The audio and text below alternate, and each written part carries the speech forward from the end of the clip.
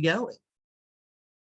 Very Welcome to Porch Play Chats, sponsored by the American Association for Promoting the Child's Right to Play, or more affectionately called IPA USA.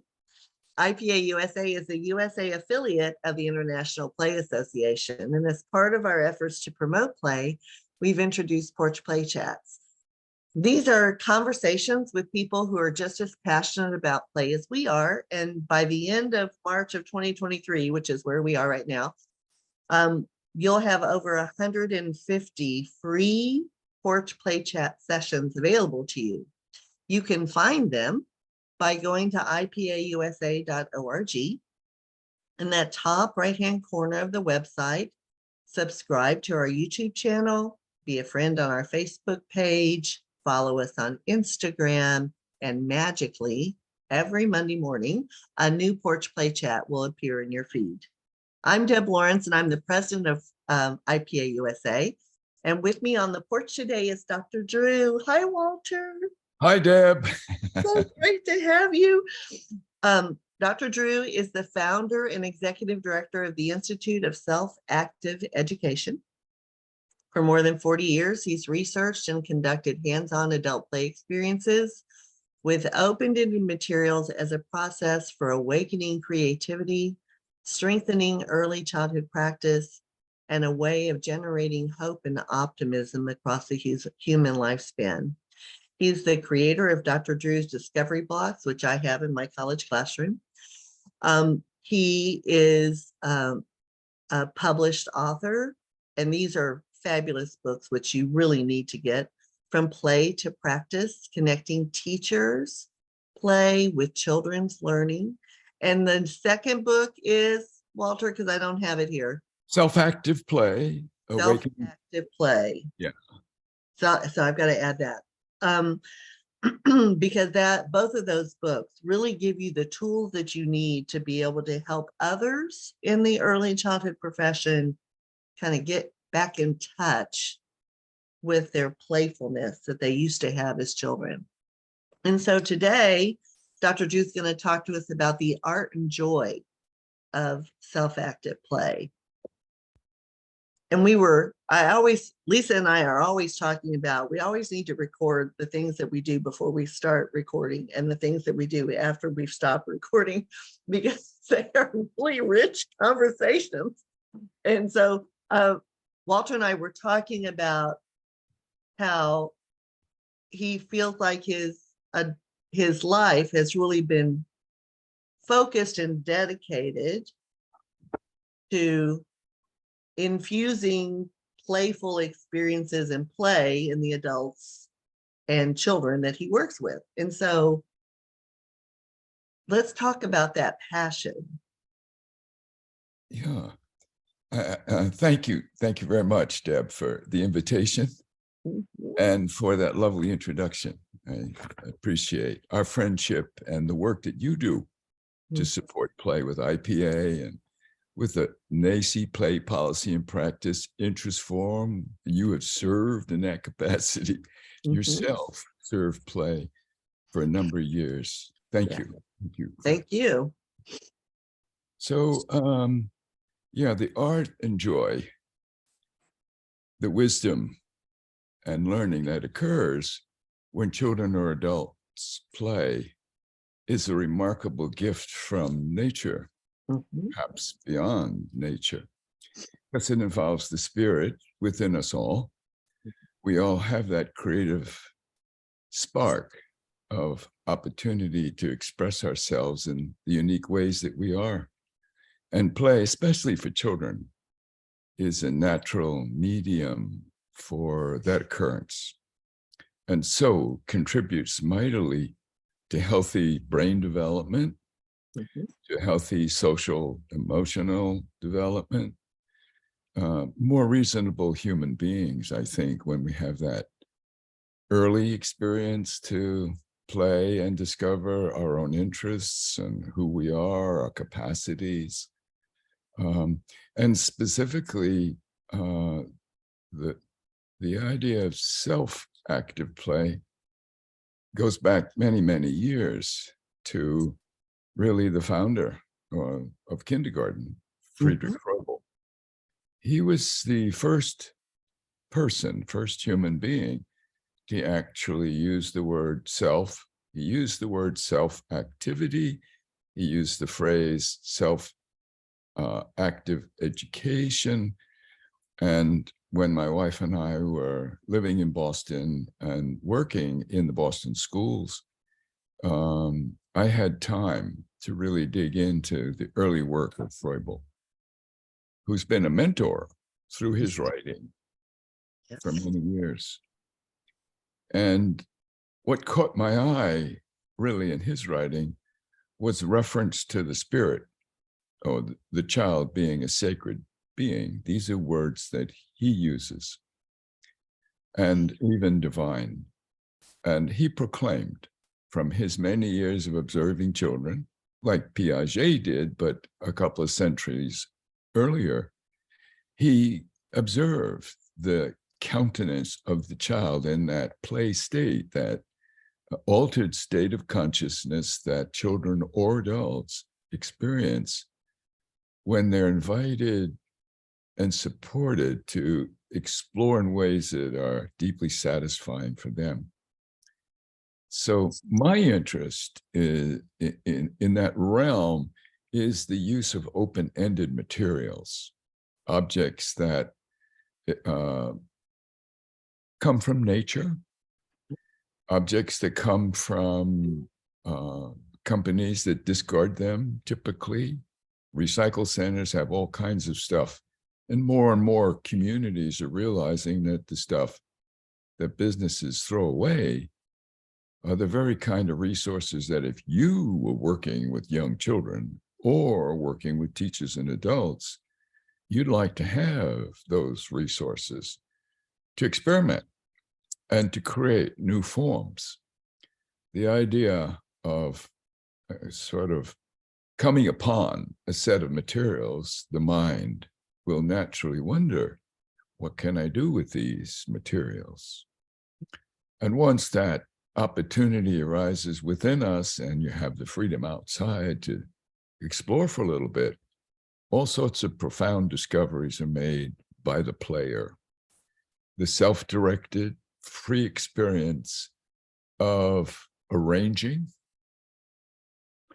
and constructing and simultaneously making inner connections, another phrase that Froebel spoke about extensively, the inner connection or the emotional connection or the emotional experience that certainly favors deeper understanding, even for adults. So anytime we can involve the full attention, the focus and concentration of a child or an adult, and giving them, in a sense, the opportunity to be free, the more likely they are to make connections with the intuitive self. Mm-hmm. And so, Walter, I want us to, we can't define it, but I want us to draw sort of a contrast between what some people think is play and what we're talking about, right? That play is not the teacher touching the materials and offering the choices. Play is not the teacher saying, today we're going to play in the sensory table. Play is not where you limit the centers that might be open that day, right? That play is child initiated. The teacher is following the child's lead. The child is in charge of that experience. There's no teacher interference, and they are allowed a lot of time to do this. Would you agree with that contrast sometimes? Yeah, I do. Yes, I would. I am. Yes. And so when in this Porch Play Chat, I think listening to Walter's sort of description of self-active play is a way for you to begin to rethink play in the classroom, in the program, in wherever you are. And Walter, I have to send you a video. So in my child development course, we play a lot, right? Because, you know, play is really important to development. So we play a lot. And I have a video. I brought in all those open-ended materials that I've been gathering from you and from others for a long time. And I just put them in the room, and they did the solitary play first, and then they did the cooperative play piece. And Walter has this wonderful play experience that I have been fortunate enough to be able to replicate with students in a college classroom. And one of the cooperative ones is they were building as tall as they could. And they said, is there something for us to stand on? I said, of course there is. Look around the classroom. And they went and got something, and they were building way above their heads. And oh my God, they were having so much fun, and they were working together. And then they said, can we like throw it up in the air and see what happened? I said, of course you can. So I have a video of these college students of many ages, a big age span, taking the container that they had used as their foundation to build up and throwing it up in the air, and just joyous of all of the materials going everywhere, and the laughter and the excitement that, and the joy. And they looked at me after they had done that, and they said, now we get it. We get it, that this kind of experience with no direction from an adult was joyful to us. I have to send you that video because it is hysterical. Yeah. Yeah, I'd love to see that, Deb. And I think what you just described is picturesque. We can imagine the fun, the freedom, the release that those adults had, reconnecting with their own earlier experience as a child, and going forward, bringing it very much real into their own lives now as a teacher to better appreciate what children re-experience when they play. Yeah, and thank you for pointing out the two protocols. That solitary play is one kind of play experience where you get to play just with yourself, by yourself for a few minutes. You don't have the interruption of someone asking questions or the other distractions or disturbances. It's like a meditation. It's calming the mind. It's settling down. It's focusing very intently in a sensory, joyful way, and going with the flow, you know. And then you have the more cooperative experience where you play with others and you share resources and you compromise with your desires and your understandings and what you're creating. And all of that social connection, social skill development is so valuable for all of us. And even us adults, you know, we have our own idiosyncratic ways of relating to one another. And oftentimes it's controversial, it's divisive, it's argumentative. And this context of coming together with no specific intention except just to explore these materials opens us up to imaginative new possibilities.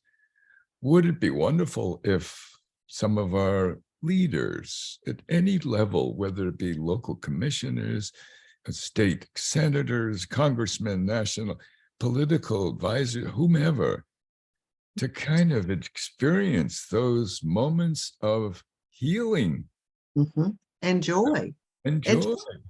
Yeah. And I think, you know, as I always do, because, you know, it's child development, what I always do is I go back and I say, tell me what you did cognitively. Tell me what language you used. Tell me what fine motor skills you used. Tell me what gross motor skills you used.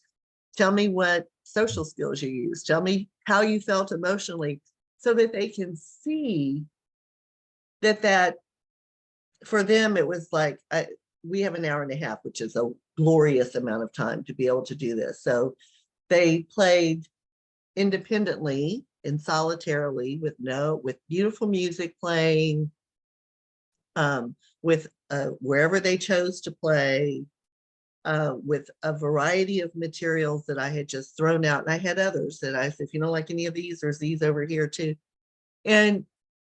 And so they had a good 30 or 35 minutes of that. And then they got to do the cooperative play, and we had another 40 minutes of that. And then we cleaned up, right?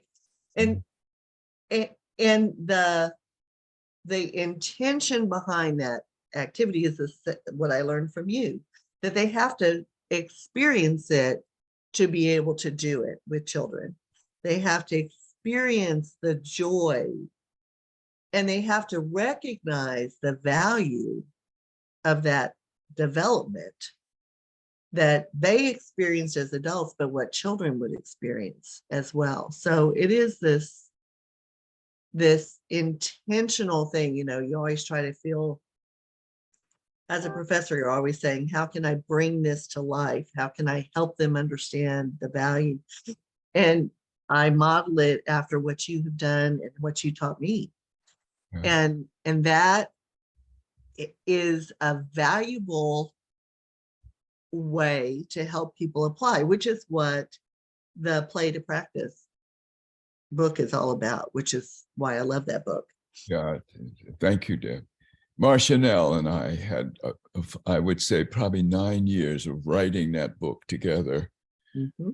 And our experience of presenting just what you described, the play, the reflection, the journaling, the one-to-one, the group discussion, has been so awesomely inspiring. And that's what led to the writing of that book.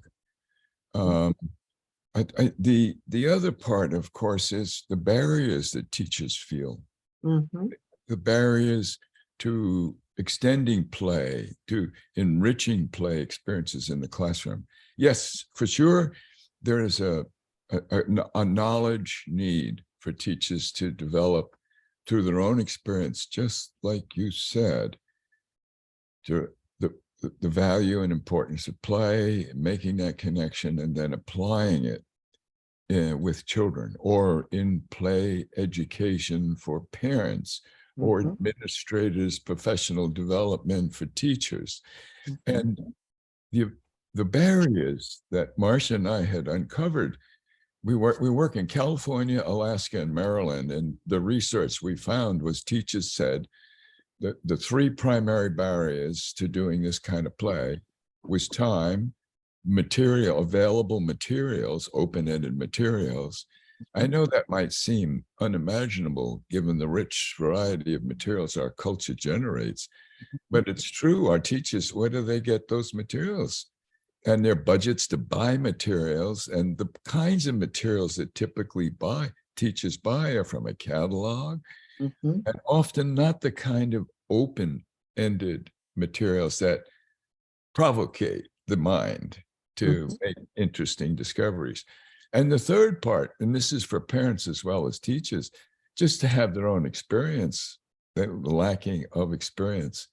I'll never forget, this was probably 22 years ago, and I was working in Region 1 in Massachusetts. And it was a Head Start training program. It was an annual parent education training program for parent educators and for parents and parent educators. And it was in Rhode Island. And we were in this small room, and there was probably 15, 20, maybe 25 parents. And during the solitary play, over in the corner was a teacher, a parent, but it could have been a teacher, but this was a parent who was playing with material, blue foam pieces. They're building, and all of a sudden she started building a wall around her from 2 walls, and then she built this foam wall, and she started crying. And in that moment, I realized clearly there was some upsetment, something going on with that person. And everybody else all of a sudden became aware quietly that something was happening. And I spoke briefly, whispered to the parent, and she confessed that when she was a little girl, her parents never played with her. They never had play experiences with the daughter. And then she started really bawling, and she realized, I have two daughters and I have never played with my children. She does no awareness of what open-ended materials are, or loose parts more popularly referred to. And that moment was so monumental for her that woman went on to become a parent ed person in the Head Start program and led workshops for other parents. So when I used that word a while ago about healing, I do see these play episodes as ways of reconnecting us to a higher consciousness and our prior experience and new possibilities that release a lot of tension in our understanding and our practice. Now I'm speaking of teachers, for them to realize they might have been teaching for 15, 20 years, and then all of a sudden you have this play experience, and the teacher says, oh my God, I've been doing things with kids that I regret now. Been doing, for instance, old worksheets where that's not a sensory, that's not an emotionally engaging experience for the child. That's positive, doesn't lead for the child to have a sense of capacity to create harmony and order in the world, and on and on. Well, not to get too off on tangents here, but I mean, just as recently as 2 Saturdays ago in Manatee County, over on the west coast of Florida, we were on, this is the Early Learning Coalition in Manatee, and it was their annual workshop. And on the floor were set up play materials, and I had some gold, it was like gold ropes. And one of the participants sitting on the floor during a 15-minute play period started laying out these gold ropes. And, whenever you see someone doing something with these materials as a teacher or a parent, you wonder what's going on? What are they thinking about? Mm-hmm. And she made this kind of crisscross pattern on the floor. And I took photos, and I have journals. And afterwards, she came up to me. Her name is Jasmine, Jasmin, a Hispanic woman. And she said, basically, when I was playing with those golden ropes, I didn't really know what I was doing. Mm. And then when I saw what it was, it reminded me of when I was a little girl. I think she was from one of the Latin American countries. And she confessed that she started thinking about when she was a little girl, and they went out, put the fishing nets out in the water to catch fish. So there was this recollecting of her early life with her father and her mother fishing. And those kind of moments of joyful remembering of family in earlier times that bring love to us, that isn't, just the other day, I followed up and I talked with her on the telephone. She said, I just had no idea that that's what it was all about. Yeah. And that the play itself came to life in that way as a personal recollection. Yeah. So, and when we think of the healing, I just want to go back to the healing piece that you did. I think in our busy, crazy lives, where we're moving at such a fast pace, giving yourself space and time to have that kind of memory resurface can just be so healing. Yes. And really help you recenter yourself on maybe what's important, right? Instead of this frenetic pace that we're all in. Yep. I think it is a very natural way to calm the child, to calm the mind. And that's a mental health issue. It is. And when we think about what everybody says, if you have a child who's highly energetic, or a child that walks in the classroom and seems to be ready to lose it because of whatever happened before they got there.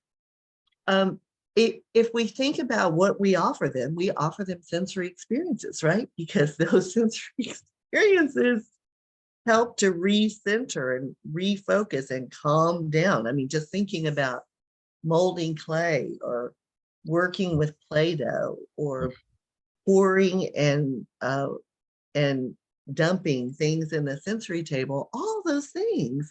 And so if we transfer that to not just the sensory table or the Play-Doh area, but to loose parts. Yeah.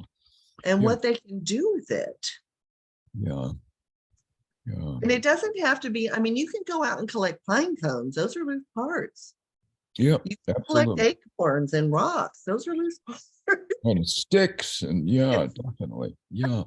It's not like you even have to find a place that sells loose parts. Now, Walter has a place that sells loose parts, and there's one still in Boston, right? Is there one still in Boston? Well, it's, I think, struggling, but it's now outside of Boston. The one you're referring to was the Boston Public Schools, and that got started. The first one in the country was in Worcester, Mass., and that was in 1975. Mm-hmm. And then the Boston program began in 1980. Yeah, but they're still going, Deb. I wouldn't mind just talking a little bit about that. Yes, because the other thing I'd love you to do is if you could send me those websites of the ones that are currently out, I'll stick them in this Porch Play Chat. Yeah. Yes. I'm going to make a note of that so I don't forget. So the Florida one, the one that's outside of Boston, is the one where we went for a task conference. Where was it, TASP or was it something else? We were on the river. Remember the river flooded? Where were we? You're at a college. It was long ago. In a land far, far away. Yeah. But it was somewhere in the United States, and she had a big, huge, think about that one too. If that one's still. Oh, wait a minute. Was it Sue Blanford in St. Louis? It was Sue Blanford. That was it. Where is she? Still going. It's called the St. Louis Teachers Recycle Center in St. Louis. So I'm going to grab that one too. Sue Blanford. That's one of the best in the country. Actually, I was written about in the second book, the Self-Active Playbook. Yeah. Yeah, I'm glad you remembered. And Ed Krugman was there at that one too. Yes, he was. Yeah. Yeah. So if we could get those websites, I think that would be a tool that we can give them to begin their exploration. I'll send you the website information, and there's probably about 50 of them around the country. Oh my goodness. I'll send that to you. And there's a network of them called the Reusable Resources Network or Association. Reusable Resources Association. Okay, great. So I think this has been amazing, but we need to do whatever was coming into your head on the next Porch Play Chat. Because I have someone coming on in a few minutes, but stay right there while I close this out. Can I mention one thing, Deb? Yeah, of course you can. It's the idea of NAEYC affiliates across the country, establishing within the infrastructure of local affiliates a play chapter. A play chapter. We have one as a model for the country here in Florida. It's the Florida Association for the Education of Young Children. And there's 4 things that play chapter is primarily doing. And the whole idea is it's a strategic support system, teachers. At the annual conference, we have a 2-day play space wide open for anybody during the conference to come in, stay for 10 minutes or all day if you wish. The second thing is we are working to provide play training statewide, focused on play and the availability of materials by starting business resource centers. Each chapter can have connections with the business community as part of their state affiliate. And the last thing, of course, is to train people to become play coaches. We have now a network of play coaches. As you know, Deb, you were involved when you were in PA. I'm a play coach. Yes. You were.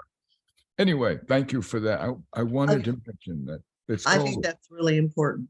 Yeah, I'll send.